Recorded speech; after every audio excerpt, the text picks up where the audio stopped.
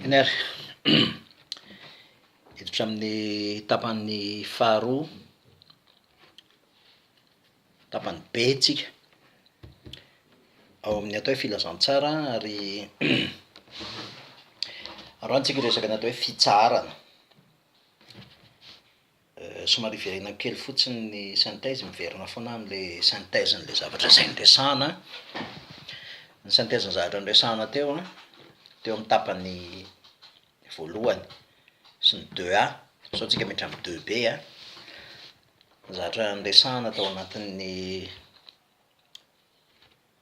tapany voalohany de hoe miresaka filazantsara tsika ary ny filazantsara de mizara anankitelo. Mizara anankitelo a de Jesosy Kristy maty teo amin'ny nanolotra ny ainy teo amin'ny hazo fijaliana, itsika niaraka maty tamin'i Jesosy teo amin'ny hazo fijaliana, ary zay ny tapany voalohany, zany hoe ny hazo fijaliana. Ny tapany faharoa de Jesosy Kristy nitsangana tamin'ny maty. Ao anatin'ny hoe Jesosy Kristy nitsangana tamin'ny maty a, misy sujet maromaro zay ho jerentsika miaraka. Ao anatin'izany hoe Jesosy Kristy nandresy ny fahafatesana ary manome fiainana ho antsika. Ny tapany faharoa de hoe Jesosy Kristy manome fitsarana, zay hidirantsika androany. Ny fahatelo de hoe Jesosy Kristy manome ny vokatry ny fanahy. Ary aorianan'izay, ny farany dia ny fiandrasana an'i Jesosy Kristy ao anatin'ny fiverenan'i Jesosy Kristy ao anatin'ny fanantenana. Resaka andreo tsika averiko mazava tsara zany hoe misy anankitelo, ny fototra sy ivon'ny filazantsara, zay Jesosy Kristy daholo moa zany ny tena ivony a, dia ny hazo fijaliana, ny fitsanganan'i Jesosy Kristy tamin'ny maty, ary ny farany ny fiandrasana ny fiverenan'i Jesosy Kristy. Ireo anankitelo ireo no tena ivon'ny filazantsara. Andro antsika hiresaka ny antsoina hoe fitsarana sy Jesosy Kristy miasa ao anatin'ny mino. Fitsarana sy Jesosy Kristy miasa ao anatin'ny mino. Ataontsika ambany masontsika ny teny a zay tena angalatsika fanazavana ao anatin'ity androany ity a, dia eo aloha ny Hébreu toko fahaefatra, ataontsika eo ambany masontsika reo tena andinika tenin'Andriamanitra tsika. Hébreu toko fahaefatra de ao anatin'izay ihany koa ny Hébreu toko fahaefatra somary lavalava fa zany hoe ho azavaintsika miandalana eny le izy a. Ary ao anatin'izay ihany koa ny Matthieu toko faha 11, efa haitsika tsy hainjay ro. Matthieu toko faha 11 a, Matthieu toko faha 11, ny andininy faha 8 a sy ny faha 9. Zao no teny aho hoe makanesa ozy izy aty amiko ianareo rehetra zay miasa fatratra sy mahavezatretana, fa zany hanome anareo fitsarana. Eto ny ziokako ka mianara amiko fa malemy fanahy sady tsy miavonam-po aho, de ahita fitsarana ho an'ny fanahinareo ianareo. Fa mora ny ziokako a, ary maivana ny entako. Zay ny tenin'i Jesosy. De amerina kely fotsiny aho hoe ny zavatra voalohany a de Jesosy Kristy namela ny helokontsika, voavela ny helokontsika noho ny amin'ny aina zay natolony teo amin'ny hazo fijaliana, zay nandoavany moa zany nitrosan'ilay fahafatesana tambin'ny ota, nalohan'i Jesosy nitrosa ny fahafatesana tambin'ny ota. Ny dikan'izany tsy manatrosa intsony tsika amin'izay fahafatesana tambin'ny ota zay. Ny faharoa manaraka an'izay a, efa maty a, niaraka maty tamin'i Kristy teo amin'ny hazo fijaliana, fa zay an'i Kristy Jesosy de iaraka nanombo ny nofiny sy ny filany teo amin'ny hazo fijaliana. Galatianina toko faha 5:20 a, zany hoe efa maty a. Rehefa avy eo niara-natsangana tamin'i Kristy tsika, lay olona ara-panahy niara-natsangana tamin'i Kristy ary napetraky Kristy ao an-danitra. Ny vatana mbola tsy nitsangana, fa de olona ara-panahy kosa any amin'ny efasiana toko faharoany andininy fahinana de miteny izy hoe ary niarana tsangany ianareo izy de niarana petrany ao amin'ny kristy ao amin'andriamanitra zany hoe tontolo ara-panahy ny resaka olona efa nitsangantsika mifanahintsika efa connecté amin'andriamanitra efa mipetraka ao amin'andriamanitra ary connecté amin'andriamanitra ny vatantsika kosa tsy mbola nitsangana fa ahoana ny vahaolana atao andriamanitra vahaolana atao andriamanitra de tsotra nitsangana tamin'ny maty kristy naniraka ny fanahiny izy ary tsy za tsony ny velona fa kristy ny velona atao anatiko kristy ny velona atao anatiko miaingeo ny tena fiainana kristianina rehefa mbola tsy mahatsiaro ny olona hoe kristy ny velona ao anatiny a de mbola tsy tafiditra ao anatin'ny fiainana kristianina izy satria ndikany hoe kristy ny velona ao anaty a de manomboka eo lasa tafaverina fa jesosy kristy io sezany nataon'andriamanitra ho fampihavanana atsika amin'andriamanitra ka rehefa velona ao anatintsika izy de manomboka eo tsy tsika tsony ny manao ny zavatra rehetra fa kristy velona ao anatintsika no miasa andriamanitra miasa ao anatinareo na nyfikasana na ny fanaovana hatateraka ny sitrapony inona dikan'izany zavatra zany jesosy kristy manomboka eo tsy tsika tsony ny miezaka fa mitsahatritsika ary jesosy kristy no miasa makanesa ty amiko ianareo zay miasa fatratra tsy mahavezatra hitanao izy fa zany manome anareo fitsarana zany manome anareo fitsarana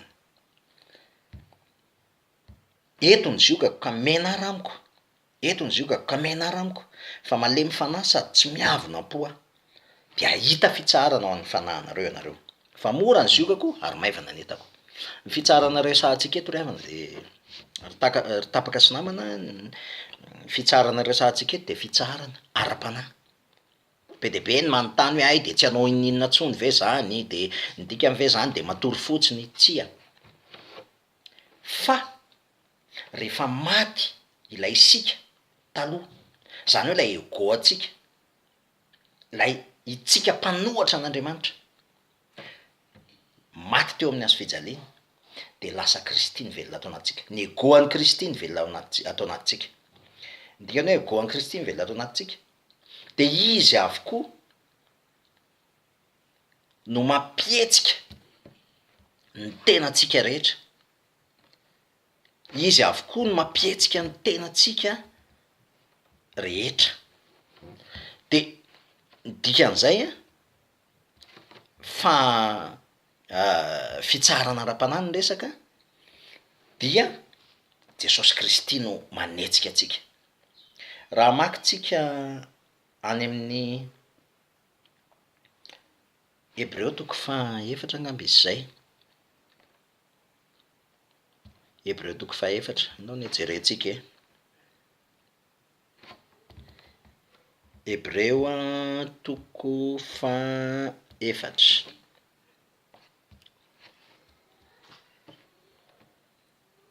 de zao ny vakiny ao hebreo toko faefatra zao ny vakiny ao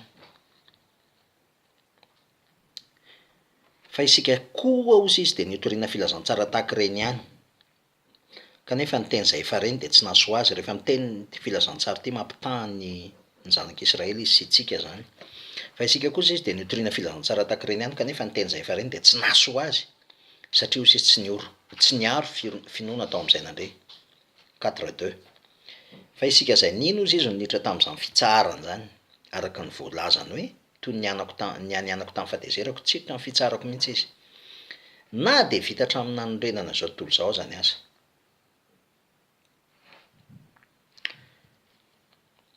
fa nilaza ny andro fahafito izy amin'ny teny anankiray arak'izao ary andriamanitra nitsara tamin'ny asany rehetra amin'ny andro fahafito ary am'izao koa tsihiditra ny fitsarako mihitsy izy ko satria mbola hiditra eo ihany ny sasany ary zay nitoriana filazantsara tamy voalohany de tsy niditra ozy izy noho ny tsy finoana tsy ninondreo zany de tsy niditra tam'le fitsarana de nametra andro anankiray indray izy na de efa ela toy izany aza milaza ao amin'ny davida hoe anio aujourd'hui araka ny voalaza teo hoe anio raha ian'ny feony ianareo aza manamafy ny fonareo fa raha josoany naome azy fitsarana de tsy mba ho nilaza andro hafa taorinan'izany ko de mbo mila misy sabata fitsarana ao an'ny olon'andriamanitra fa zay niditra tao amin'ny fitsarany de izy koa no nitsahatra tamin'ny asany tahaka an'andriamanitra tamin'ny azy ka aoka isika azo tohitra am'izany fitsarana zany fa ndreo isy olona latsaka amitsy finoana tahaka zany koa akasary anankiray tsika kristy velona ao anaty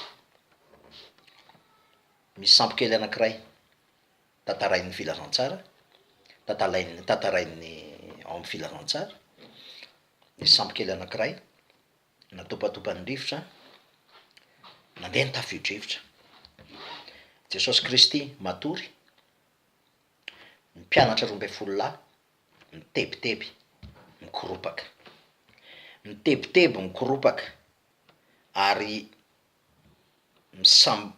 misamboara voara satria ny antony tsotra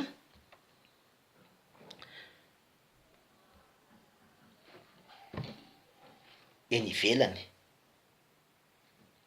misafotofoton'ny rivotra eny ivelany mandeha ny tafio-drivotra eny ivelany atopatopan'ny ranomasina lay sambo kely fa ao anatin'ny fiara kosa de matory jesosy kristy ao marika 7:4 no mitantaran'zany rehefa nisy tafio-drivotra maheriny ary ny anjerazerany alondrano ny sambo kely ka nila ho fendrano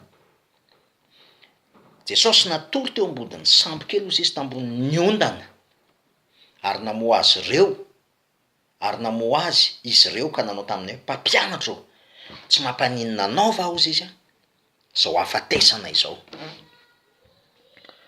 akasary kely an-tsaintsika misamboravoana ny ranomasina mikoropaka ny mpianatra jesosy matory eo ambony ondana ery ambodin'ny sambo kely de rehefa nikoropaka ny mpianatra de niteny izy hoe mpampianatra o ny voaziny jesosy zany mpampianatra o tsy mampanino anao fa zao afatesana izao zao aloha ny zavatra mahavarina fa maninona mpianatra ny tsy niteny hoe mpampianatra o ho fatitsika fa naninona mpianatra ny tsy niteny an'zany fa naninona mpianatra no niteny hoe tsy mampanino anao va zao afatesana izao satria fantatry ny mpianatra ihany fantatry ry petera ihany fa na iletika ary ny sambo a jesosy kristy tsy ho faty miaraka aminy ao satria andriamanitra io fantatry ry petera fa nininona zavatra mitranga de tsy haninona i jesosy kristy fa ry zareo ny mety haninona zareo ny mety haninona zany hoe fantaniany fa rehefa ao anatin'ny sambo kely jesosy kristy tokony tsisy hampaninona n'le sambo kely imagineo ane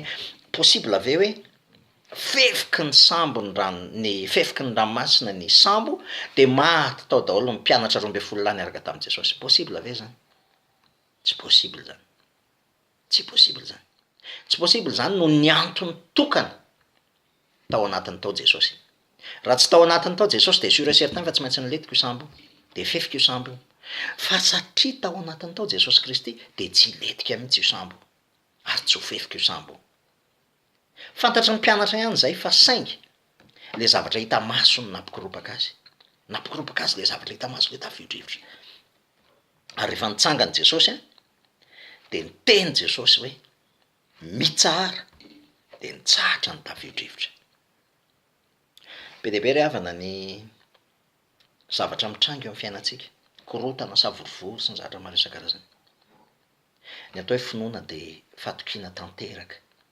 fa manana mpiatsika jesosy kristy velona ao anatintsika finoana fa tsy letiko io sambo kely io satria ao anatintsika jesosy kristy tsy ho fefika io sambo io na inona na inona zavatra mitranga satria jesosy kristy ny velona ao anatintsika de tsy letika io sambo mety isamboaravoary mety atopatopany rivotra io mety ho tonga eny ampovoan-dranomasina io mety tsy ahita visibilité mety ho nulina ny navigation eny amy zavatra eny ampovoan-dranomasina eny fa tsy letika io tsy letika io satria nahoany satria jesosy kristy ao anatiny satria jesosy kristy ao anatiny sambo kely ny fiainanao rehefa mino ianao fa maty namelany eloko ao izy mino ianao fa maty niaraka taminy ianao mino ianao fa jesosy kristy nitsangana tamin'ny maty ary velona ao anatinao tsy za tsy ny velona fa kristy ny velona ao anatiko ka raha velona ao anatiko kristy mety misamboaravoara ny sambo kely ny fiainako mety misy olana maro isan-karazany fa saingy zao tsy letika io tsy mijery ny zavatra hita maso a fa mijery ny jesosy kristy matory eo ambony ondana ao anaty sambo kely. Mila azotsika zany ry havana. Faharoa manaraka an'izay de izao, rehefa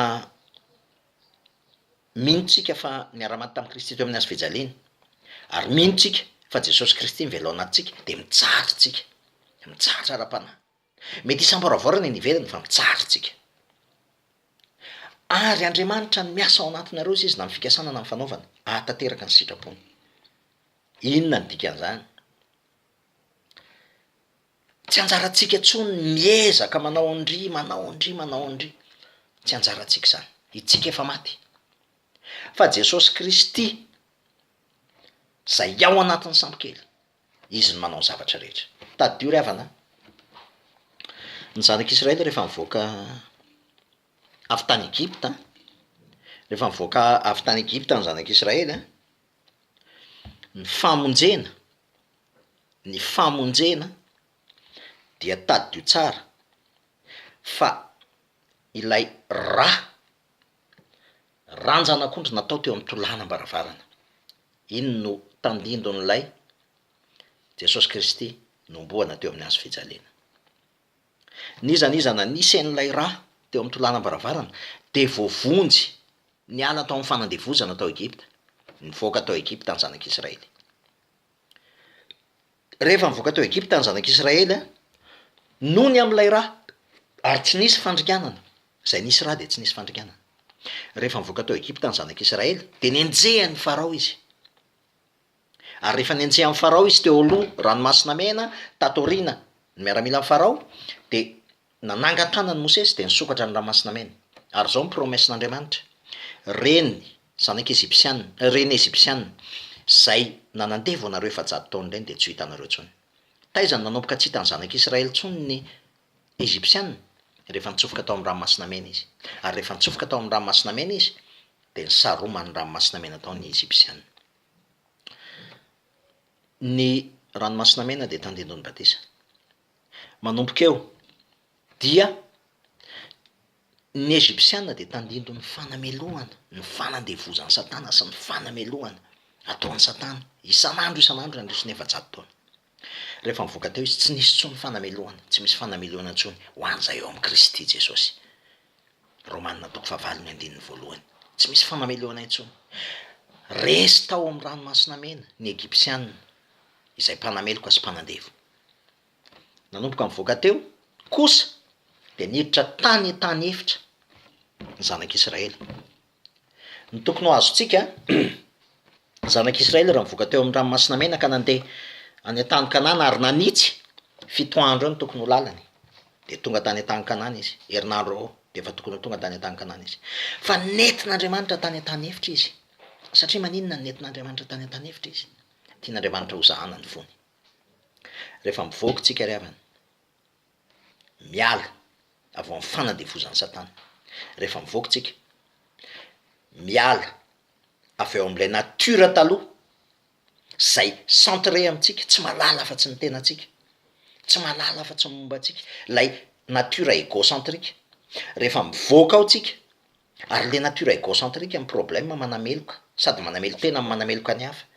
Isaky mihetsika tsy mety ny ataoko, tsy mety ny ataoko, mety ny ataon'ny hafa, tsy mety ny ataon'ny hafa. Fa amin'ny fotoantsika mivoaka ao amin'ny alalan'ny hazo fijaliana teo amin'ny Jesosy Kristy, amin'ny fotoantsika mino fa maty ilay natiora taloha, manomboka eo tsy misy fanameloana intsony. De rehefa nivoaka ny ranomasina mena ny zanak'Israely, niditra tao tany efitra, miditra ao tany efitra tsika. Inona ny tena dikany hoe tany efitra? Ny tany efitra de tsotra. Voalohany indrindra, tsy afaka namboly ny zanak'Israely, zany hoe tsisy hanina tany.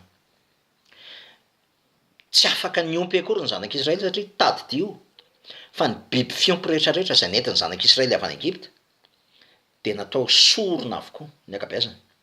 Tsy maintsy natao sorona, fanatitra ho an'Andriamanitra noho ny ota, noho ny fampihavanana sy ny rehetrarehetra, voatery natao fanatitra.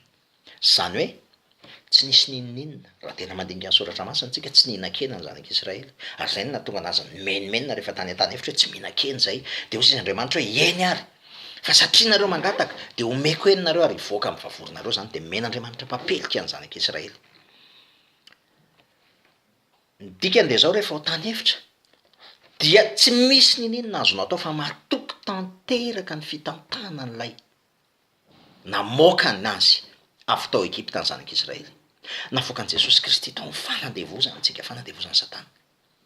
De mila mitsara tsika matoky tanteraka ny fitantanany, na de tany hevitra ara no hitatsika sy iainantsika, mety mandalo tany hevitra ny zavatra hitatsika, fa Jesosy Kristy no mitantana lay andry afo sy andry rahoany.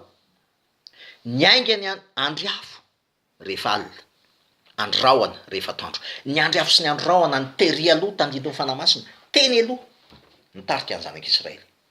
Mijanona ny andry afo sy andry rahoana de mijanona ny tobiny zanak'Israely. Miainga ny andry afo sy andry rahoana de mandeha manaraka ny zanak'Israely, fitarihan'ny fanamasina. Mety hatra tanteraka dépendant raha teo alohantsika tamin'ny naturatsika taloha, indépendant, autonome, afaka mavita ny tisy itsika ihany no manao an'izao, itsika mikaroka vahaolana, itsika no isaky ny misy olana de itsika mikaroka vahaolana, eo anatrehany zavatra mitranga eo amin'ny fiainana de itsika no mitady vahaolana. Fa amin'ny fotoana kosa ny vonjeny Kristy tsika de mitsary tsika ara-panahy, ny dikany repos, mitsary tsika ara-panahy. Fa manomboka eo kosa tsika miatehatra tanteraka amin'ilay namonjy atsika, miatehatra tanteraka amin' Jesosy Kristy. Izy no miasa noho ny amin'ny tsy fironon'ireo izy ny tsy nidirany tamin'ny fitsaharana, zay ny teny any amin'ny Hébreux 4 teo. Fa nareo izy mazotoa miditra am'izany fitsaharana zany, anio aza misaina ny lasa efa vita, aza mitaintaina amin'ny zavatra mbola hitranga rapitso. Jesosy Kristy anio raha iaino ny feoko ianareo izy aza manamafy ny fonareo. Jesosy Kristy velona ao anatintsika de manome fitsaharana atsika, mitsahatra tanteraka tsika, ny tena shalom ozy izy ny teny Jiosy, zany hoe mamela an'Andriamanitra iasa eo amin'ny lafim-piainantsika rehetra, ninona lafim-piainantsika rehetrarehetra de mamela an'Andriamanitra iasa. Mety mbola lavo ianao, mety manana fahalemena ianao, mety mbola misy zavatra tsy resinao, aza miezaka amin'ny herin'ny tena, fa alao Andriamanitra, ny heriko kosa izy tanterahana amin'ny fahalemena, ampo anao ny fahasoavako, ny heriko tanterahana amin'ny fahalemena.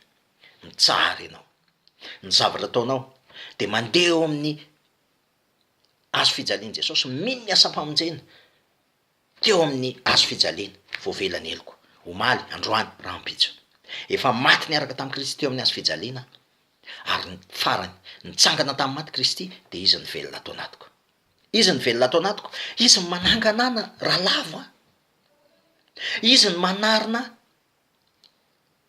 raha sindrapotraka, izy mifona ho ahy. Tsy fantatrareo izy ny vavaka tokony ataonareo fa mifanano mifona fitaraina tsy azo tononona. Izy lay Andriamanitra mpisorona be no mifona ho ahy. Ny anjarako de ny matoky tanteraka ny asa-pamonjena efa vitany Kristy, efa vitany Kristy ny asa-pamonjena, matoky tanteraka an'izany asa-pamonjena zany aho, mitsahatra fa izy ny miasa, tsy miezaka amin'ny herin'ny tenako aho satria za efa maty, fa Jesosy Kristy velona atao anatiko no miasa na ny fikasana na ny fanaovana ahatanteraka ny sitrapony. Ry namana,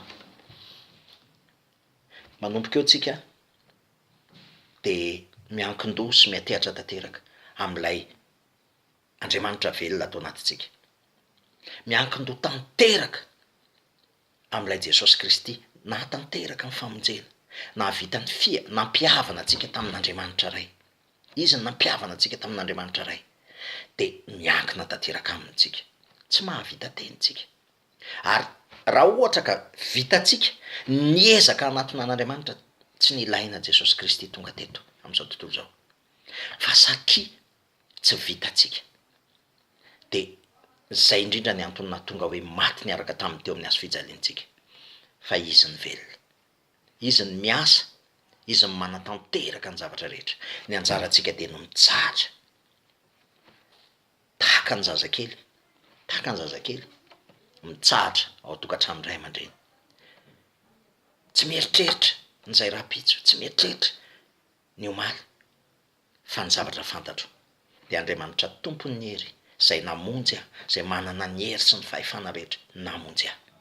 Izy no mitazona tsy misy maharombaka an'izay eo am-pelantanany, mitsahatra eo am-pelantanany, mipetraka ao anatin'ny fitsarany aho, fa izy kosa no miasa tanteraka.